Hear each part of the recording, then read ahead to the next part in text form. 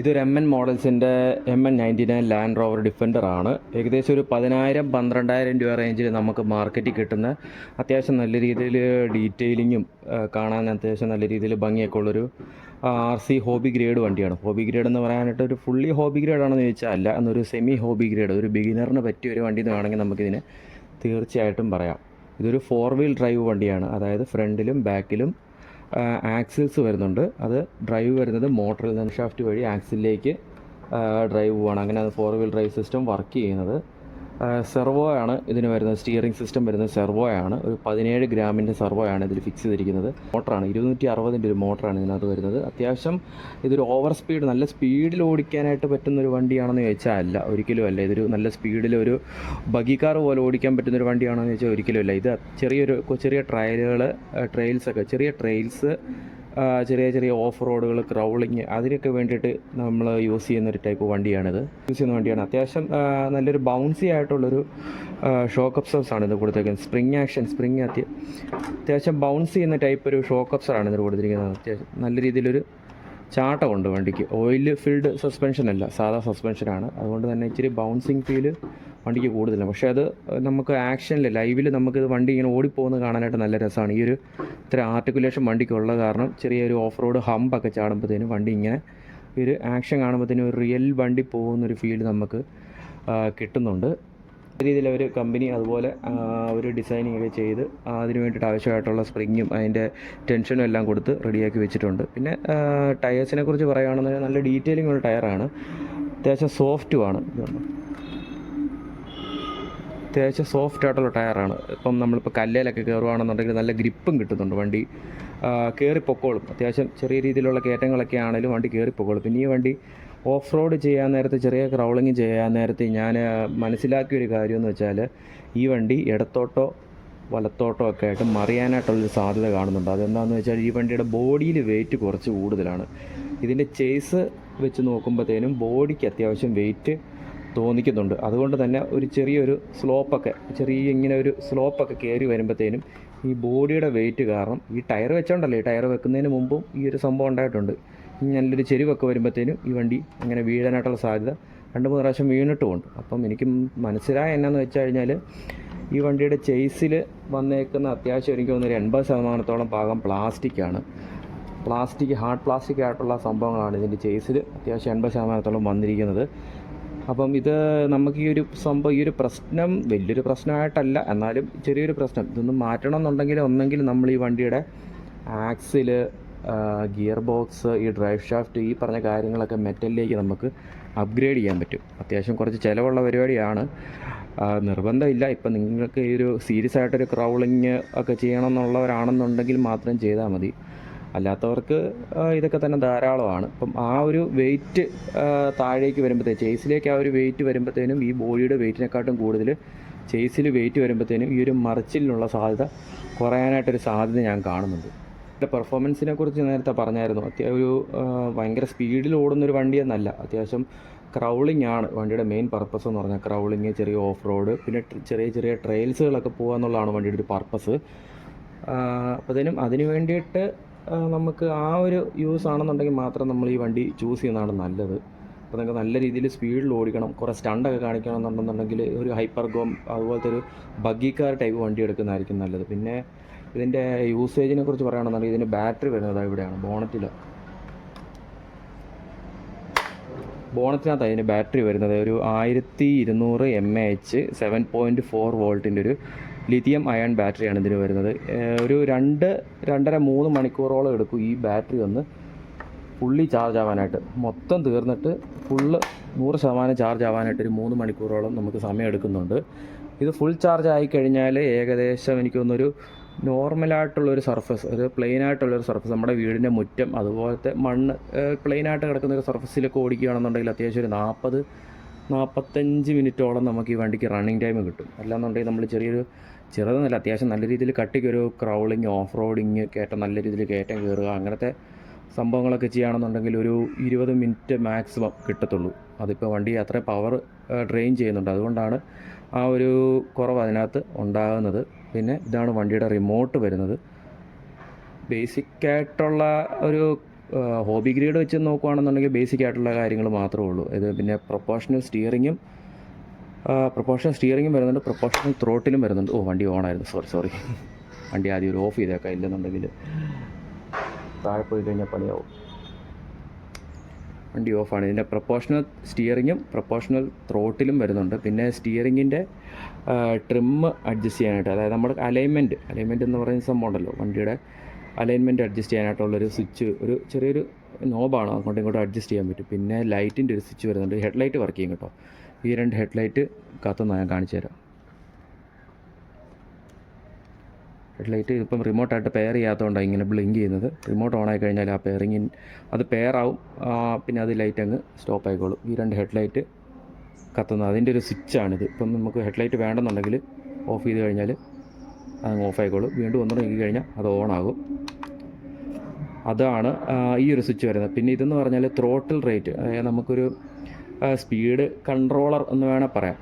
ഇതിൽ ഈ switch work ചെയ്യുന്നത് വെച്ചാൽ വണ്ടിയുടെ സ്പീഡ് ഒരു 70% കുറയും. അതോടൊപ്പം തന്നെ വണ്ടിക്ക് ഒരു ഡ്രാഗ് ബ്രേക്ക് പോലെ, ഒരു ബ്രേക്ക് പോലെ ഒരു സെറ്റപ്പ് ഉണ്ട്. അതായത് അവിടെ നിൽക്കും വണ്ടി, റോട്ടിൽ കൈ എടുക്കുമ്പോൾ കുത്തി നിൽക്കുന്നൊരു ഫീൽ. അതായത് ക്രൗളിങ്ങിന് ഓഫ് റോഡിങ്ങിനൊക്കെ നല്ലതാണ്. നമ്മളിപ്പോൾ വലിയൊരു ഇറക്കത്തിലോ കയറ്റത്തിലോ ഒക്കെ വെച്ച് ഇടയ്ക്കൊന്ന് നിന്ന് കഴിഞ്ഞാൽ വണ്ടി പുറകോട്ട് പോരത്തില്ല, അവിടെ നിന്നോളും. ഇത് ഓഫാക്കി കഴിഞ്ഞാൽ ആ ഒരു വണ്ടിയുടെ ആ ഒരു പിടുത്തം പോവും, വണ്ടി അങ്ങ് ഉരുണ്ട് മുമ്പോട്ട് പോകാനായിട്ട് തുടങ്ങും. അതിൻ്റെ സ്വിച്ച് ഇതാണ്, THR റേറ്റ് എന്നാണ് അതിൻ്റെ സ്വിച്ചിൻ്റെ ആ ഒരു കൊടുത്തേക്കുന്നത്. അത് ഓഫ് ചെയ്ത് കഴിഞ്ഞാൽ ത്രോട്ടിലിൻ്റെ ആ ഒരു ഇത് കിട്ടും, ട്രാക്ക് ബ്രേക്ക് ഓണായി കിട്ടും. ഒന്നുകൂടെ ആക്കി കഴിഞ്ഞാൽ അത് ഓഫായും കിട്ടും. വണ്ടി ഒന്നുകൂടെ ഓഫ് ചെയ്യുക, അല്ലെന്നുണ്ടെങ്കിൽ പിന്നെ താഴ്ത്തും.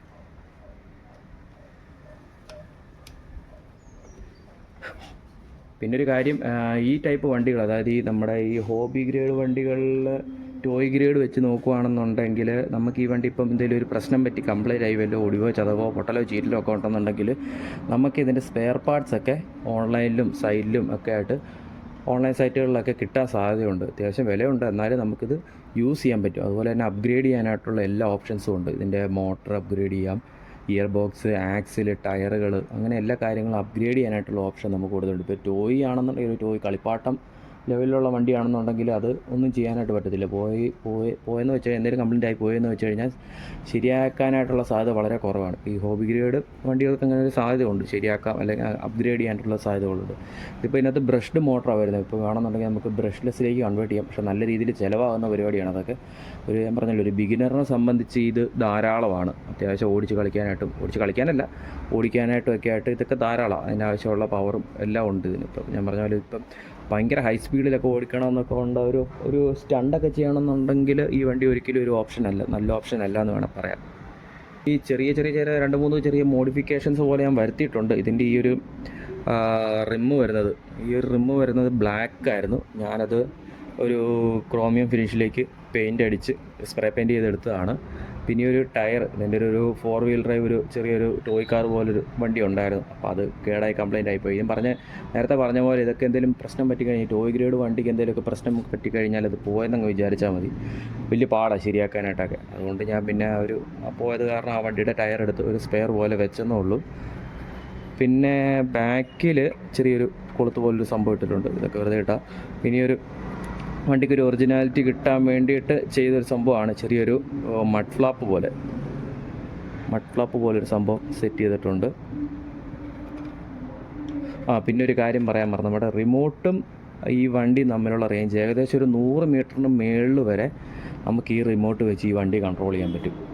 പക്ഷേ അതിൽ വലിയ അർത്ഥമൊന്നുമില്ല, കാരണം അത്രയും ദൂരത്ത് വണ്ടി നിന്നിട്ട് നമുക്ക് ഓടിച്ചാൽ നമുക്കൊന്നും കാണത്തില്ല, വണ്ടിയുടെ പോകുന്ന റൂട്ടും ട്രാക്കും ഒന്നും നമുക്ക് കാണത്തില്ല. വണ്ടിയുടെ കൂടെ എപ്പോഴും നമ്മൾ നടന്ന് പുറകിലോ അല്ല ഫ്രണ്ടിലോ നടന്ന് ഓടിക്കുകയാണെന്നുണ്ടെങ്കിലുള്ളൂ വണ്ടി നമ്മൾ പോകുന്ന വഴി നമുക്ക് അറിയാൻ പറ്റത്തുള്ളൂ. ഓഫ് റോഡാണെങ്കിലും കുഴിയാണെങ്കിലും ചാട്ടമാണെങ്കിലും ഒക്കെ അതൊക്കെ ഒന്ന് അറിഞ്ഞ് പോവുകയാണെന്നുണ്ടെങ്കിൽ നമുക്ക് വണ്ടി അത്രയും കൂടെ കെയർ ചെയ്യാൻ പറ്റും. പിന്നെ വേറൊരു കാര്യം, കെയറിങ്ങിൻ്റെ കാര്യത്തെക്കുറിച്ച് പറഞ്ഞപ്പോൾ തന്നെയാണ്, ഈ വണ്ടി ഒരിക്കലും നമ്മൾ താഴെ ഇടാനായിട്ട് ഉള്ള സാഹചര്യം കുറയ്ക്കണം. ഞാൻ പറഞ്ഞായിരുന്നല്ലോ, ഇതിൻ്റെ ഒരു 80% പ്ലാസ്റ്റിക്കാണ്. അതുകൊണ്ട് തന്നെ നമ്മുടെ കയ്യിൽ നിന്ന് താഴെ വീണ് കഴിഞ്ഞാൽ പൊട്ടിപ്പോകാനായിട്ടുള്ള ചാൻസ് നല്ല രീതിയിലുണ്ട്. ബോഡിയിൽ എന്തെങ്കിലും പറ്റിക്കഴിഞ്ഞാൽ പിന്നെയും പ്രശ്നമില്ല. ഈ ഒരു ചേസിൽ വരുന്ന ഈ സാധനങ്ങളൊക്കെ എന്തെങ്കിലുമൊക്കെ ഒന്ന് പൊട്ടിക്കഴിഞ്ഞാൽ നമ്മളെന്തായാലും പിന്നെ അത് അപ്ഗ്രേഡ് ചെയ്യേണ്ടി വരും. ഇത് ഷാഫ്റ്റുകളൊക്കെ നോക്കുകയാണെന്നുണ്ടെങ്കിൽ ഇതെല്ലാം പ്ലാസ്റ്റിക്കാണ്. ഈ ലിങ്കുകളൊക്കെ വരുന്ന പ്ലാസ്റ്റിക്, ഇതൊക്കെ പൊട്ടിക്കഴിഞ്ഞ് കഴിഞ്ഞാൽ നമ്മൾ കാശ് കൊടുത്ത് മെറ്റൽ മേടിക്കുക എന്നുള്ളതേ ഉള്ളൂ. മെറ്റലിനൊക്കെ നല്ല രീതിയിൽ പൈസയാകും. നമ്മൾക്കൊരു ബിഗിനറിനെ വെച്ച് നോക്കുകയാണെന്നുണ്ടെങ്കിൽ നമുക്ക് ചെറിയൊരു കുത്തൽ വരും മനസ്സിൽ, വീണ്ടും ഇത്രയും പൈസ മുടക്കണമല്ലോ എന്നൊരു കുത്തൽ വന്നിട്ട് നമ്മൾ വേണമെന്നുണ്ടെങ്കിൽ നമ്മൾ ചെയ്യാതെ വരിയിരിക്കും, അതിന് വരെ സാധ്യതയുണ്ട്. അപ്പം ആ കാര്യം ഒന്ന് പ്രത്യേകം ശ്രദ്ധിക്കുക. ഇത് എടുത്ത് പൊക്കി വലിയ ഹൈറ്റിലൊന്നും കൊണ്ട് വെക്കാതെ, പിള്ളേരൊക്കെ വീട്ടിൽ പിള്ളേരൊക്കെ ഉണ്ടെന്നുണ്ടെങ്കിൽ അവരുടെ കയ്യിലൊന്നും കൊടുക്കാതിരിക്കാനായിട്ട് ശ്രമിക്കുക. മോഡിഫിക്കേഷൻസൊക്കെ ചെയ്യാനായിട്ട് വണ്ടി ഉദ്ദേശിക്കുന്നുണ്ട്. മെയിനായിട്ടെന്ന് പറഞ്ഞാൽ ഈ വണ്ടിയുടെ ഈ ഷോക്ക് അബ്സർ ഒന്ന് മാറ്റിയാൽ കൊള്ളാമെന്നുണ്ട്. കാരണം വണ്ടിയിൽ കുറച്ചുകൂടെ ഒരു ഒറിജിനാലിറ്റി കിട്ടണമെന്നുണ്ടെങ്കിൽ വണ്ടിക്ക് ഈ ഒരു ഹൈറ്റ് കുറച്ചൊന്ന് കുറച്ചാൽ കൊള്ളാമെന്ന് എനിക്കുണ്ട്. കാരണം എന്താ, ഈ ഒരു ലെവലിൽ നിൽക്കുകയാണെന്നുണ്ടെങ്കിൽ വണ്ടിയുടെ കുറച്ചുകൂടെ ആ ഒരു ഒറിജിനാലിറ്റി ഫീൽ കിട്ടും എന്നാണ് എൻ്റെ ഒരു മനസ്സ് പറയുന്നത്. ഈ വണ്ടിയുടെ ഹൈറ്റ് ഇത്രയായി കഴിഞ്ഞാൽ കുറച്ചുകൂടെ ആ ഒരു ഒറിജിനാലിറ്റി കിട്ടുമെന്നാണ് എനിക്ക് തോന്നുന്നത്. അപ്പം ആ ഒരു കാര്യത്തെക്കുറിച്ച് കുറച്ച് പേരുടെ അഭിപ്രായം എനിക്ക് വേണം. അപ്പം നിങ്ങളതൊന്ന് കമൻ്റ് ഇടുകയാണെന്നുണ്ടെങ്കിൽ എനിക്ക് എൻ്റെ ഐഡിയ എത്രത്തോളം കറക്റ്റാണെന്നുള്ള കാര്യത്തെക്കുറിച്ചൊന്നും എനിക്കൊരു ഐഡിയ കിട്ടും. ഈ ഒരു ഹൈറ്റ് ഇത്ര ഹൈറ്റ് മതി. ഈ ഹൈറ്റ് ആണെന്നുണ്ടെങ്കിൽ വണ്ടിക്കൊരു കുറച്ച് ഓഫ് റോഡ്, നമ്മളങ്ങനെ വലിയ കാര്യമായിട്ട് ഓഫ് റോഡൊന്നും ചെയ്യുന്നില്ല, അതുകൊണ്ട് ബോഡിയിലേക്ക് ടച്ച് ആവും എന്നുള്ളൊരു പേടി നമുക്കില്ല. ഒറിജിനൽ ലുക്കിലേക്ക് എത്തിക്കുക എന്നുള്ളതാണ് എൻ്റെ മെയിൻ ലക്ഷ്യം. അതിന് വേണ്ടിയിട്ടാണ് ഞാൻ ഈ സംഭവം ഇങ്ങനെ ചെയ്താലോ എന്നൊരു ആലോചന വന്നത്. അപ്പം ഈ ഒരു ഹൈറ്റിനെ കുറിച്ചൊരു കൺഫ്യൂഷനുണ്ട്. അപ്പം ഈ ലാൻഡ് റോവർ ഇതുപോലത്തെ വണ്ടി ആർക്കെങ്കിലും ഉണ്ടെന്നുണ്ടെങ്കിൽ ഈ ഒരു ഹൈറ്റ് ഇതിന് കറക്റ്റാണോ, ചേരുന്നുണ്ടോ എന്നുള്ള കാര്യത്തെക്കുറിച്ച് നിങ്ങളൊന്ന് കമൻറ്റ് ചെയ്യണം. പിന്നെ ഓയിൽ ഫിൽഡ് സസ്പെൻഷൻ കുറച്ചുകൂടെ നല്ലതായിരിക്കും, പെർഫോമൻസിന് നല്ലതായിരിക്കും എന്നൊക്കെ കുറേ വീഡിയോസിലൊക്കെ കണ്ടിട്ടുണ്ട്. അപ്പം അത് മാത്രം ഒന്ന് തൽക്കാലം ചെയ്തൊന്ന് തുടങ്ങിയാലോ എന്ന് ഞാനിങ്ങനെ ആലോചിക്കുന്നുണ്ടായിരുന്നു. അപ്പം അതിനെക്കുറിച്ച് ഒരു അഭിപ്രായം വേണം. ഞാൻ ആദ്യം പറഞ്ഞതുപോലെ ഇത്രയും ദിവസം ഉപയോഗിച്ചു, ഏകദേശം ഒരു 30 ദിവസത്തോളം ഡെയിലി ഞാൻ ഉപയോഗിച്ചിട്ടാണ് വണ്ടിയുടെ ഇത്തരം കാര്യങ്ങൾ ഞാൻ പറഞ്ഞത്. വെറുതെ ഒരു ഫസ്റ്റ് ദിവസം തന്നെ പെട്ടിക്കകത്തുനിന്ന് വണ്ടി പുറത്തോട്ട് എടുത്തിട്ട് നല്ലതാണ് മറ്റേതാണ് മറിച്ചാണെന്ന് പറയുന്നതിനെക്കാട്ടും നല്ലത് അത്യാവശ്യം കുറച്ച് ദിവസമെങ്കിലും വണ്ടി ഡെയിലി യൂസ് ചെയ്തിട്ട് വണ്ടിക്ക് എന്തെങ്കിലും പ്രശ്നം. ഒരു കാര്യം ഞാൻ മറന്നുപോയി, ഒരു പ്രശ്നമാണോ എന്ന് ചോദിച്ചു കഴിഞ്ഞാൽ എനിക്ക് അറിയത്തില്ല. ഞാൻ പറഞ്ഞില്ല, ഒരു ബിഗിനറാണ്. ഇന്ന പ്രശ്നങ്ങൾ ഈ ഒരു കാര്യം ഈ വണ്ടിക്ക് ഇത് പൊതുവേ ഉള്ളതാണെന്ന് എനിക്കറിയത്തില്ല. അത്യാവശ്യം ഞാൻ പറഞ്ഞൊരു 40 മിനിറ്റോളം ഞാൻ ഈ വണ്ടി ഒരു നോർമൽ സർഫസിൽ ഓടിച്ച് വണ്ടി ബാറ്ററി ഫുള്ള് തീർന്നു കഴിഞ്ഞിട്ട് മോട്ടറിൽ തൊട്ട് നോക്കുമ്പോൾ നല്ല ചൂടുണ്ട് മോട്ടറിന്. അത്യാവശ്യം നല്ല നമ്മുടെ കൈ എടുക്കുന്ന രീതിക്കൊരു ചൂടുണ്ട് മോട്ടറിന്. അപ്പോൾ ആ ഒരു ചൂട് ഇതിനുള്ളതാണോ, ഈ ഒരു ഹോബി ഗ്രേഡ് വണ്ടികളുടെ മോട്ടർ അത്രയും ചൂടാകുമോ എന്നുള്ള കാര്യത്തെക്കുറിച്ച് എനിക്കൊരു ഡൗട്ടുണ്ട്. അപ്പോൾ ആ കാര്യത്തെക്കുറിച്ചും നിങ്ങളിൽ ആർക്കെങ്കിലും അറിയാവുന്നുണ്ടെങ്കിൽ അതൊന്ന് പറഞ്ഞാൽ വളരെ നന്നായിരിക്കും. അതോ വണ്ടിയുടെ എന്തെങ്കിലും കംപ്ലൈൻ്റ് ആണോ, അതോ നോർമലി അങ്ങനെയാണോ, ആ ഒരു ചൂടുണ്ടാകുമോ എന്നുള്ള കാര്യത്തെക്കുറിച്ച് എനിക്കൊരു ഡൗട്ടുണ്ട്. അതാണ് എനിക്കൊരു ആ ഒരു കാര്യത്തിൽ മാത്രമേ ഉള്ളൊരു ഡൗട്ട്. വേറെ യാതൊരു കാര്യത്തിലും ഈ വണ്ടിയിൽ എനിക്കങ്ങനെ ഒരു ഡൗട്ട് ഉണ്ടാക്കാനായിട്ടുള്ള സാധ്യത ഇതുവരെ ഉണ്ടാക്കിയിട്ടില്ല. പിന്നെ ഓവറോൾ നോക്കുകയാണെന്നുണ്ടെങ്കിൽ ഈ ഒരു പ്രൈസ് റേഞ്ചിൽ ഞാൻ പറഞ്ഞ ഒരു 10,000 രൂപ, ഇപ്പം എനിക്ക് തോന്നുന്നു 10,000 രൂപ തൊട്ട് ഈ ഒരു ടൈപ്പ് വണ്ടികൾ കിട്ടുന്നുണ്ട്. അത്യാവശ്യം നല്ല ഒരു വണ്ടിയാണ്. 1:12 സ്കെയിലാണ് ഈ വണ്ടി വരുന്നത്. അത്യാവശ്യം തരക്കേടില്ലാത്തൊരു സൈസും വരുന്നുണ്ട്, ലുക്സും വരുന്നുണ്ട്. നമുക്കൊരിക്കലും ഒരു നഷ്ടമാണ് എന്ന് തോന്നുന്നില്ല ബാക്കിയുള്ള വണ്ടികളൊക്കെ വെച്ചിട്ട്. ഇപ്പം MN സീരീസിൽ തന്നെ ഒരുപാട് വണ്ടികൾ വരുന്നുണ്ട്. ലാൻഡ് ക്രൂസേഴ്സ്, റേഞ്ച് റോവേഴ്സ് ഒക്കെ വരുന്നുണ്ട്. അതിലൊക്കെ വെച്ച് നോക്കുകയാണെന്നുണ്ടെങ്കിൽ എനിക്ക് തോന്നുന്നത് ലാൻഡ് ക്രൂസറിനെക്കാട്ടും കുറച്ചുകൂടെ നല്ല വണ്ടി ഇതാണെന്ന് എനിക്ക് തോന്നുന്നത്. ഡീറ്റെയിലിംഗ് ആണെങ്കിലും കുറച്ചുകൂടെ സൈസിലും ഒക്കെ വ്യത്യാസം ഉണ്ട്. നല്ല രീതിയിൽ യൂസ് ചെയ്യാം. ആ വണ്ടിയെക്കാട്ടും കുറച്ചുകൂടെ നല്ല ഭംഗിയുണ്ട് ഇത് കാണാനായിട്ട്. ഞാനിത് രണ്ടും കൂടെ രണ്ടും അടുത്തടുത്ത് കമ്പയർ വെച്ച് നോക്കിയിട്ടാണ് ഈ വണ്ടി എടുത്തത്. അതിൻ്റെ പെട്ടെന്ന് എനിക്ക് മനസ്സിലായൊരു കാര്യം എന്ന് വെച്ചാൽ അതിൻ്റെ ചേസ് എനിക്കൊന്ന് 82 ലാൻഡ് ക്രൂസർ MN82ൻ്റെ ചേസ് വരുന്നത് ഫുള്ളി പ്ലാസ്റ്റിക്കാണ്. ഇതിൻ്റെ കുറച്ച് ഭാഗമെങ്കിലും ഇതിൻ്റെ ഈ ഒരു ഫ്രെയിം മെറ്റൽ വരുന്നുണ്ട്. പിന്നെ അങ്ങനെ 2-3 കാര്യങ്ങളൊക്കെ കണ്ടതുകൊണ്ടാണ് ഞാൻ ഈ വണ്ടി എടുത്തത്. പക്ഷേ എടുത്തതിൽ എനിക്കങ്ങനെ നഷ്ടബോധം തോന്നിയിട്ടില്ല, വെറുത്തായിട്ട് തന്നെ തോന്നിയിട്ടുണ്ട്. പറഞ്ഞ കുറച്ച് കാര്യങ്ങളുണ്ടല്ലോ, എനിക്ക് ഡൗട്ടുള്ള കുറച്ച് കാര്യങ്ങൾ, മോട്ടറിൻ്റെ കാര്യങ്ങൾ, പിന്നെ ഈ വണ്ടിയുടെ ഹൈറ്റിൻ്റെ കാര്യം, ഈ കുറച്ച് കാര്യങ്ങളിൽ എനിക്ക് ഡൗട്ടുണ്ട്. അപ്പോൾ നിങ്ങളുടെ ഒരു ഹെൽപ്പ് ഉണ്ടെന്നുണ്ടെങ്കിൽ, ഹെൽപ്പ് എന്ന് ഉദ്ദേശിച്ചത് കമൻസ് ഉണ്ടെന്നുണ്ടെങ്കിൽ എനിക്ക് കുറച്ചുകൂടി ഒരു ക്ലിയർ ആകും. എനിക്ക് എൻ്റെ ഐഡിയ ഓക്കെ ആണെന്നുള്ള കാര്യത്തെക്കുറിച്ച്. അങ്ങനെയാണെന്നുണ്ടെങ്കിൽ എനിക്ക് ആ സംഭവങ്ങളൊക്കെ ഒന്ന് അപ്ഗ്രേഡ് ചെയ്യാൻ ആയിട്ട് പറ്റുമായിരുന്നു. അപ്പം നിങ്ങളെന്തായാലും വീഡിയോ കണ്ടതിൽ വളരെ നന്ദി. വണ്ടി ഞാനീ പറഞ്ഞ കാര്യങ്ങളിലൊക്കെ നിങ്ങൾ എന്നെ ഒന്ന് ഹെൽപ്പ് ചെയ്യണം. പിന്നെ എല്ലാവരും ഇതുപോലെ സമയം കിട്ടുവാണെന്നുണ്ടെങ്കിൽ ഇതുപോലെ ഫണ്ട് അത്യാവശ്യം ചെറിയ രീതിയിൽ ഫണ്ടൊക്കെ ഉണ്ടെന്നുണ്ടെങ്കിൽ ഇതുപോലത്തെ ഓരോ കാറുകളൊക്കെ മേടിക്കുക. നല്ല അത്യാവശ്യം നമുക്ക് സമയം പോകാനായിട്ട് നമ്മളിപ്പോൾ ടെൻഷൻ അടിച്ചിരിക്കുമോ, നമുക്ക് മടുപ്പടിച്ചിരിക്കുന്ന സമയത്തെ ഇതുപോലത്തെ ഓരോ വണ്ടിയൊക്കെ ഉണ്ടെന്നുണ്ടെങ്കിൽ നമുക്കിത് ഓടിച്ച് നടക്കുവോ അല്ലെങ്കിൽ ഇതിൻ്റെ എന്തെങ്കിലുമൊക്കെ പണിയോ ഒക്കെ ചെയ്ത് സമയം പോകും. നല്ലൊരു ഹോബി ഗ്രേഡ് എന്ന് പറഞ്ഞാൽ എനിക്ക് തോന്നുന്നത് ഒരു ഹോബി തന്നെയാണ്. അത്യാവശ്യം ചെറിയൊരു നമുക്കൊരു ഹോബിയായിട്ട് മാറും. ഞാനിപ്പോൾ എനിക്ക് മേടിച്ച് എനിക്കൊരു മടുപ്പുണ്ടായി ഇത്രയും കാശ് കൊടുത്ത് മേടിക്കണോ, ഇപ്പം ആൾക്കാരോടൊക്കെ പറയാൻ തന്നെ ഒരു പാടായിരുന്നു. ഇത്രയും കാശ് കൊടുത്ത് കളിപ്പാട്ടം മേടിച്ചെന്നൊക്കെ ഉള്ളൊരു സംഭവത്തിലേക്ക് പോകുക എന്നൊക്കെ ഉള്ളൊരു ചിന്തയുണ്ട്. പക്ഷെ മേടിച്ച് കഴിഞ്ഞപ്പോഴത്തേനും എനിക്ക് ആ ഒരു ഇതിൻ്റെ ഒരു ഇത് മനസ്സിലായി. ഇത് അങ്ങനെയല്ല, കളിപ്പാട്ടം അല്ല എന്നുള്ളൊരു സംഭവം മനസ്സിലായി. എനിക്ക് റിയൽ ലൈഫിൽ എനിക്ക് ഇച്ചിരി ഒരു ഫണ്ണായിട്ട് തോന്നി. എൻ്റെ കുറച്ച് ഓഫ് റോഡ് ചെയ്ത വീഡിയോസ്, ഷോർട്ട് വീഡിയോസ് ഒക്കെ ഞാൻ നമ്മുടെ ചാനലിൽ ഇട്ടിട്ടുണ്ട്. അപ്പോൾ വണ്ടിയുടെ കേപ്പബിലിറ്റി അറിയണമെന്നുണ്ടെങ്കിൽ അതിൽ വീഡിയോയിൽ നിങ്ങൾ നോക്കിയാൽ മതി. ബോറടിക്കും തോന്നില്ല, കാരണം എല്ലാം ഷോർട്ട് വീഡിയോസായിട്ട് ഇട്ടേക്കുന്നത്. 30 സെക്കൻഡ് കൊണ്ട് നിങ്ങൾക്ക് കാണാൻ പറ്റുന്ന ചെറിയ ഷോർട്ട് വീഡിയോസാണ് ഇട്ടേക്കുന്നത്. അത് കാണുക. കണ്ടിട്ട് നിങ്ങൾക്ക് കാണുമ്പോഴത്തേനും മനസ്സിലാവും വണ്ടി എങ്ങനെയാണ്, വണ്ടിയുടെ കേപ്പബിലിറ്റി എന്തൊക്കെയാണ്, എങ്ങനെയൊക്കെ ഓടിക്കുക എന്നുള്ള കാര്യത്തെക്കുറിച്ച് നിങ്ങൾക്ക് മനസ്സിലാകും. അത് കണ്ട് RC ഹോബി ഗ്രേഡ് മേടിക്കാനായിട്ട് നിൽക്കുന്ന ആളാണെന്നുണ്ടെങ്കിൽ, ഒരു ബിഗിനർ ആണെന്നുണ്ടെങ്കിൽ നിങ്ങൾക്ക് എന്തായാലും ചൂസ് ചെയ്യാൻ പറ്റുന്ന ഒരു നല്ലൊരു ഓപ്ഷനാണ്. അതിന് ഞാൻ ഗ്യാരണ്ടി തരാം. ഞാനിത് മേടിച്ച് നമ്മുടെ കൊച്ചി കടവന്ത്രയിലുള്ള യൂക്ലിക്ക് എന്ന് പറയുന്നൊരു ഷോപ്പുണ്ട്. അവിടെ ചെന്ന് അവരുടെ ഷോപ്പിൽ ചെന്ന് ഒരുപാട് കളക്ഷൻസ് ഉണ്ട് അവരുടെ കയ്യിൽ. അപ്പം നമുക്ക് നമ്മുടെ ഇഷ്ടം നോക്കി നമുക്ക് ഏത് വണ്ടിയാണോ ഇഷ്ടപ്പെടുന്നത് അതിൻ്റെ സ്പെസിഫിക്കേഷനൊക്കെ നോക്കി മേടിക്കാനായിട്ടുള്ള ഒരു അവസരം അവർ തരുന്നുണ്ട് നമുക്ക്. അപ്പം യൂക്ലിക്കിൻ്റെ സൈറ്റും ഉണ്ട്. വെബ്സൈറ്റിൽ കയറി കഴിഞ്ഞാൽ നമുക്ക് വെബ്സൈറ്റ് വഴി ഈ വണ്ടികളൊക്കെ നമുക്ക് ഓർഡർ ചെയ്യാവുന്നതാണ്. അത് നല്ല രീതിയിലുള്ള ഡിസ്കൗണ്ടും അവർ തന്നായിരുന്നു. അതുകൊണ്ട് തന്നെ ഞാൻ ഇവിടുന്ന് കോട്ടയത്തു നിന്ന് അവിടെ ചെന്ന് പോയി മേടിച്ചുകൊണ്ട് വരികയാണ് ചെയ്തത്.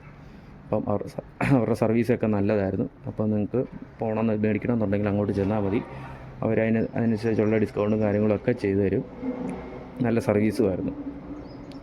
അപ്പോൾ വീഡിയോ കണ്ടവർക്കെല്ലാം വളരെ നന്ദി. ഇനി നമ്മൾ മുമ്പോട്ട് വീഡിയോ ഒക്കെ ചെയ്യുന്നതായിരിക്കും. ഇതുപോലത്തെ കണ്ടൻറ്റുകൾ നിങ്ങൾക്ക് ഇഷ്ടമാണെന്നുണ്ടെങ്കിൽ അത് കമൻറ്റ് ചെയ്യണം. ഞാൻ വീണ്ടും വീഡിയോ ഒക്കെ ചെയ്യുന്നതായിരിക്കും. അപ്പം വളരെ നന്ദി. താങ്ക്സ്.